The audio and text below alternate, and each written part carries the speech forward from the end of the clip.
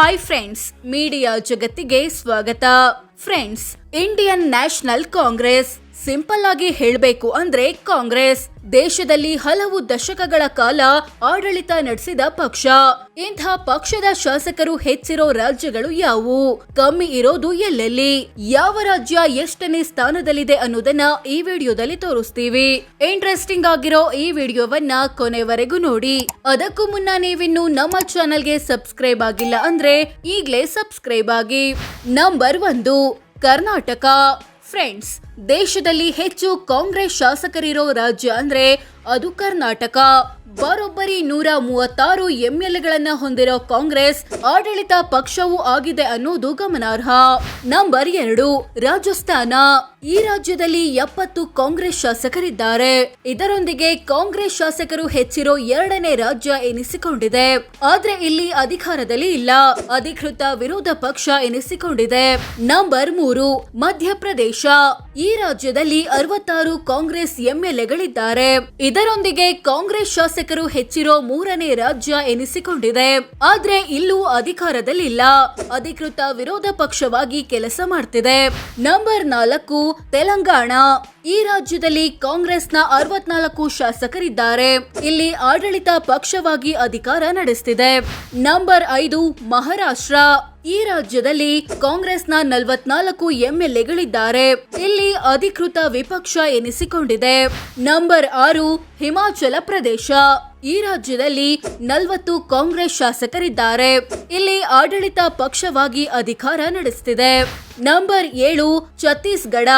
ಈ ರಾಜ್ಯದಲ್ಲಿ 35 ಎಂಎಲ್ಎಗಳನ್ನ ಹೊಂದಿರೋ ಕಾಂಗ್ರೆಸ್ ಅಧಿಕೃತ ವಿಪಕ್ಷ ಸ್ಥಾನ ಅಲಂಕರಿಸಿದೆ. ನಂಬರ್ 8, ಹರಿಯಾಣ. ಈ ರಾಜ್ಯದಲ್ಲಿ ಕಾಂಗ್ರೆಸ್ನ 30 ಶಾಸಕರಿದ್ದಾರೆ. ಇಲ್ಲೂ ಅಧಿಕೃತ ವಿರೋಧ ಪಕ್ಷವಾಗಿ ಕೆಲಸ ಮಾಡ್ತಿದೆ. ನಂಬರ್ 9, ಅಸ್ಸಾಂ.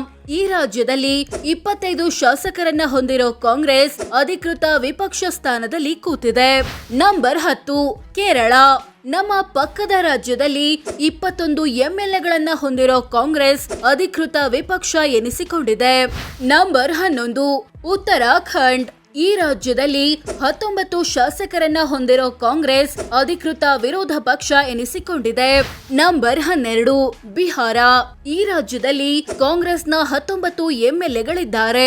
ಆದ್ರೆ ಅಧಿಕಾರದಲ್ಲೂ ಇಲ್ಲ, ಅಧಿಕೃತ ವಿಪಕ್ಷವೂ ಆಗಿಲ್ಲ. ನಂಬರ್ 13, ತಮಿಳುನಾಡು. ಈ ರಾಜ್ಯದಲ್ಲಿ ಕಾಂಗ್ರೆಸ್ನ 18 ಎಂಎಲ್ಎಗಳಿದ್ದಾರೆ. ಆದ್ರೆ ಅಧಿಕಾರದಲ್ಲಿಲ್ಲ, ಆಡಳಿತ ನಡೆಸ್ತಿರೋ ಡಿಎಂಕೆ ಪಕ್ಷಕ್ಕೆ ಹೊರಗಿನಿಂದ ಬೆಂಬಲ ಕೊಟ್ಟಿದೆ. ನಂಬರ್ 14, ಪಂಜಾಬ್. ಈ ರಾಜ್ಯದಲ್ಲಿ 18 ಎಂಎಲ್ಎಗಳನ್ನ ಹೊಂದಿರೋ ಕಾಂಗ್ರೆಸ್ ಅಧಿಕೃತ ವಿಪಕ್ಷ ಸ್ಥಾನದಲ್ಲಿ ಕೂತಿದೆ. ನಂಬರ್ 15, ಜಾರ್ಖಂಡ್.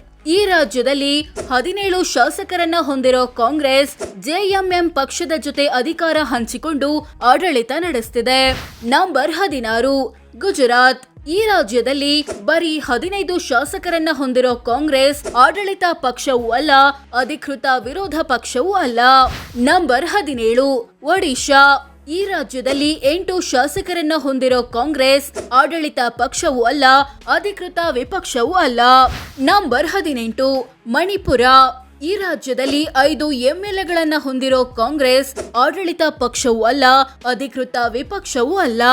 ನಂಬರ್ 19, ಮೇಘಾಲಯ. ಈ ರಾಜ್ಯದಲ್ಲೂ 5 ಎಂಎಲ್ಎಗಳನ್ನ ಹೊಂದಿರೋ ಕಾಂಗ್ರೆಸ್ ಆಡಳಿತ ಪಕ್ಷವೂ ಅಲ್ಲ, ಅಧಿಕೃತ ವಿಪಕ್ಷವೂ ಅಲ್ಲ. ನಂಬರ್ 20, ಅರುಣಾಚಲ ಪ್ರದೇಶ.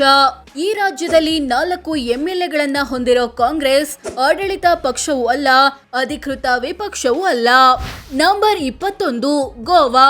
ಈ ರಾಜ್ಯದಲ್ಲಿ 3 ಶಾಸಕರನ್ನ ಹೊಂದಿರೋ ಕಾಂಗ್ರೆಸ್ ಅಧಿಕೃತ ವಿರೋಧ ಪಕ್ಷವಾಗಿ ಕೆಲಸ ಮಾಡ್ತಿದೆ, ಅಧಿಕೃತ ವಿಪಕ್ಷವೂ ಅಲ್ಲ. ನಂಬರ್ 22, ತ್ರಿಪುರಾ. ಈ ರಾಜ್ಯದಲ್ಲಿ 3 ಶಾಸಕರನ್ನ ಹೊಂದಿರೋ ಕಾಂಗ್ರೆಸ್ ಆಡಳಿತ ಪಕ್ಷವೂ ಅಲ್ಲ, ಅಧಿಕೃತ ವಿಪಕ್ಷವೂ ಅಲ್ಲ. ನಂಬರ್ 23, ಉತ್ತರ ಪ್ರದೇಶ. ದೇಶದಲ್ಲಿ ಅತಿ ಹೆಚ್ಚು ವಿಧಾನಸಭಾ ಕ್ಷೇತ್ರಗಳಿರೋ ಈ ರಾಜ್ಯದಲ್ಲಿ ಕಾಂಗ್ರೆಸ್ ಎಂಎಲ್ಎಗಳಿರೋದು ಬರೀ 2 ಮಾತ್ರ. ಈ ಮೂಲಕ ಆಡಳಿತ ಪಕ್ಷವೂ ಅಲ್ಲ, ಅಧಿಕೃತ ವಿಪಕ್ಷವೂ ಅಲ್ಲ ಎನಿಸಿಕೊಂಡಿದೆ. ನಂಬರ್ 24, ಪುದುಚೇರಿ. ಈ ಕೇಂದ್ರಾಡಳಿತ ಪ್ರದೇಶದಲ್ಲಿ ಕಾಂಗ್ರೆಸ್ನ 2 ಶಾಸಕರಿದ್ದಾರೆ. ಆಡಳಿತ ಪಕ್ಷವೂ ಅಲ್ಲ, ಅಧಿಕೃತ ವಿಪಕ್ಷವೂ ಅಲ್ಲ. ನಂಬರ್ 25 ಪಶ್ಚಿಮ ಬಂಗಾಳ. ಹೆಚ್ಚು ವಿಧಾನಸಭಾ ಕ್ಷೇತ್ರಗಳಿರೋ 2ನೇ ರಾಜ್ಯವಾದ ಇಲ್ಲಿ ಕಾಂಗ್ರೆಸ್ ಎಂಎಲ್ಎಗಳಿರೋದು ಒಬ್ಬರು ಮಾತ್ರ. ನಂಬರ್ 26 ಮಿಜೋರಾಂ. ಈಶಾನ್ಯ ಭಾರತದ ಈ ರಾಜ್ಯದಲ್ಲೂ ಒಬ್ಬರು ಕಾಂಗ್ರೆಸ್ ಶಾಸಕರಿದ್ದಾರೆ. ನಂಬರ್ 27 ದೆಹಲಿ. ರಾಷ್ಟ್ರ ರಾಜಧಾನಿ ದೆಹಲಿ ವಿಧಾನಸಭೆಯಲ್ಲಿ ಕಾಂಗ್ರೆಸ್ನ ಒಬ್ಬನೇ ಒಬ್ಬ ಎಂಎಲ್ಎ ಇಲ್ಲ ಅನ್ನೋದು ಗಮನಾರ್ಹ. ನಂಬರ್ 28 ಆಂಧ್ರ ಪ್ರದೇಶ. ನಮ್ಮ ಪಕ್ಕದ ರಾಜ್ಯವಾದ ಇಲ್ಲೂ ಒಬ್ಬನೇ ಒಬ್ಬ ಕಾಂಗ್ರೆಸ್ ಎಂಎಲ್ಎ ಇಲ್ಲ ಅನ್ನೋದು ಗಮನಾರ್ಹ. ನಂಬರ್ 29 ಸಿಕ್ಕಿಂ. ಈಶಾನ್ಯ ಭಾರತದ ಈ ರಾಜ್ಯದಲ್ಲೂ ಕಾಂಗ್ರೆಸ್ ಶಾಸಕರ ಸಂಖ್ಯೆ 0. ನಂಬರ್ 30 ನಾಗಾಲ್ಯಾಂಡ್. ಈಶಾನ್ಯ ಭಾರತದ ಮತ್ತೊಂದು ರಾಜ್ಯವಾದ ಇಲ್ಲೂ ಕಾಂಗ್ರೆಸ್ ಶಾಸಕರಿಲ್ಲ. ಸೊ ಫ್ರೆಂಡ್ಸ್, ಇದಿಷ್ಟು ಕಾಂಗ್ರೆಸ್ ಶಾಸಕರು ಹೆಚ್ಚಿರೋ ರಾಜ್ಯಗಳು ಯಾವುವು, ಕಮ್ಮಿ ಇರೋ ರಾಜ್ಯಗಳು ಯಾವುವು, ಈ ಪಟ್ಟಿಯಲ್ಲಿ ಯಾವ ರಾಜ್ಯ ಎಷ್ಟನೇ ಸ್ಥಾನದಲ್ಲಿ ಬರುತ್ತೆ ಅನ್ನೋದನ್ನ ತಿಳಿಸಿಕೊಡೋ ಪ್ರಯತ್ನ. ಇಂಥ ಕಾಂಗ್ರೆಸ್ ಪಕ್ಷದ ಬಗ್ಗೆ ನಿಮ್ಮ ಅಭಿಪ್ರಾಯವೇನು ಕಾಮೆಂಟ್ ಮಾಡಿ ತಿಳಿಸಿ. ಹಾಗೆ ವಿಡಿಯೋ ಇಷ್ಟ ಆಗಿದ್ರೆ ಲೈಕ್ ಮಾಡಿ, ಶೇರ್ ಮಾಡಿ, ನಮ್ಮ ಚಾನೆಲ್ಗೆ ಸಬ್ಸ್ಕ್ರೈಬ್ ಆಗಿ. ಧನ್ಯವಾದ.